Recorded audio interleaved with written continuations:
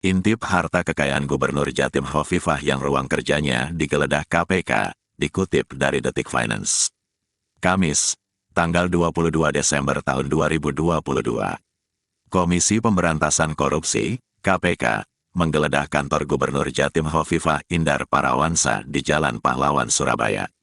Hovifah mengungkapkan bahwa ia sepenuhnya menghormati langkah KPK. Hovifah sendiri menegaskan bahwa tidak ada dokumen yang dibawa dari ruang kerjanya. Sebagai informasi, penggeledahan ini terkait pengembangan kasus korupsi dana hibah yang menyeret Wakil Ketua DPRD Jatim Sahat-Tua Simanjuntak. Terlepas dari itu, sebagai penyelenggara negara, penting bagi masyarakat untuk mengetahui berapa kisaran kekayaan yang dimiliki oleh Gubernur Jawa Timur Hovifah. Berdasarkan data dari Laporan Harta Kekayaan Penyelenggara Negara, LHKPN, milik KPK, kekayaan Hovifah Indar Parawansa mencapai 24,79 miliar rupiah. Adapun laporan ini ia serahkan pada Maret tahun 2022 untuk periodik 2021. Menurut laporan tersebut nampak bahwa sebagian besar harta miliknya terdiri atas tanah dan bangunan. Sementara untuk total seluruh tanah dan bangunan yang dimilikinya mencapai 17,93 miliar rupiah. Hovifah diketahui memiliki 35 bidang tanah dan bangunan yang tersebar di Kap, Kota Makassar, Kap, Kota Palu, Kap, Kota Donggala, Kap, Kota Sigi, Kap, Kota Goa, Kap, Kota Jakarta Selatan, Kap, Kota Sidoarjo, Kap, Kota Surabaya, Kap, Kota Takalar, Kap, Kota Purwakarta.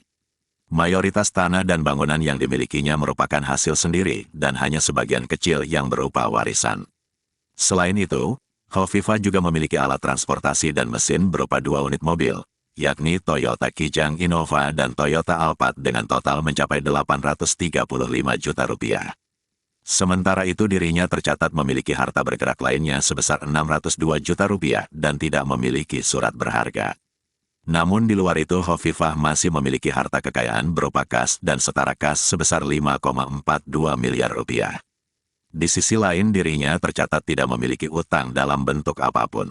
Oleh karena itu Gubernur Jawa Timur Hovifah Indar Parawansa tercatat memiliki total kekayaan mencapai 24,575.595.966 rupiah atau 24,79 miliar rupiah.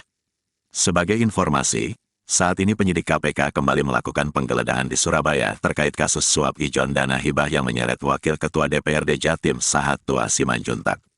Kali ini, penyidik KPK mendatangi kantor Pemprov Jatim.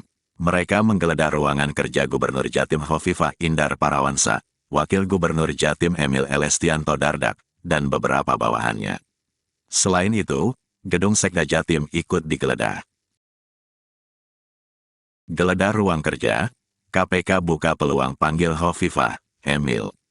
Dikutip dari CNN Indonesia, Jumat, tanggal 23 Desember tahun 2022. Komisi Pemberantasan Korupsi, KPK, menggeledah sejumlah ruangan di kantor Gubernur Jawa Timur, Jatim. Di antaranya, terhadap ruang kerja Gubernur Jatim Hovifah Indar Parawansa serta Wakil Gubernur, Wagub, Emil Dardak. Penggeledahan oleh tim penyidik itu masih berkaitan dengan operasi tangkap tangan, OTT, kasus suap dana hibah Wakil Ketua DPRD Jatim Sahat-Tua Simanjuntak. Sejumlah penyidik KPK menggeledah ruang kerja kantor Gubernur Jatim dan memboyong 3 buah koper. Sementara, Hovifah sendiri menegaskan bahwa tidak ada berkas-berkas yang dibawa penyidik dari ruang kerjanya maupun Emil. Meski begitu ia tak menampik ada sejumlah berkas dan dokumen yang diamankan tim KPK dari ruang lain di lingkungan kantor Pemprov Jatim. Yang terkonfirmasi di ruang Gubernur tidak ada dokumen yang dibawa, di ruang Wagub tidak ada dokumen yang dibawa, di ruang Sekda ada flash disk yang dibawa. Posisinya seperti itu, kata Hovifah di sela menghadiri apel gelar pasukan di Mapolda Jatim, Surabaya, Kamis, tanggal 22 Desember tahun 2022, pagi. Usai penggeledahan tersebut, lembaga antirasuah itu tidak menutup kans akan memanggil Hovifah Emil ke Gedung Merah Putih. KPK pun berharap agar para pihak yang dipanggil bersikap kooperatif dan memenuhi panggilan. Siapapun pasti akan dipanggil sebagai saksi sepanjang diduga mengetahui dugaan perbuatan para tersangka sehingga menjadi makin terang dan jelas, kata Kabag Pemberitaan KPK Ali Fikri kepada wartawan, Kamis, tanggal 22 Desember tahun 2022. Sebelumnya Sahat telah ditetapkan menjadi tersangka oleh KPK buntut kasus dugaan suap terkait pengelolaan dana hibah Jawa Timur. Ia ditetapkan menjadi tersangka bersama 3 orang lainnya, yakni Rusdi yang merupakan staf ahli Sahat, Kepala Desa Jelgung, Kecamatan Robatal, Kabupaten Sampang sekaligus Koordinator Kelompok Masyarakat, Pokmas, Abdul Hamid, dan Koordinator Lapangan Pokmas, Ilham Wahyudi alias Eng. Atas tindakannya itu, Sahat dan Rusdi selaku penerima suap disangkakan melanggar pasal 12 huruf A atau huruf B atau pasal 11 Undang-Undang Pemberantasan Tindak Pidana Korupsi, UU Tipikor. Junto pasal 55 ayat 1 pertama KUHP.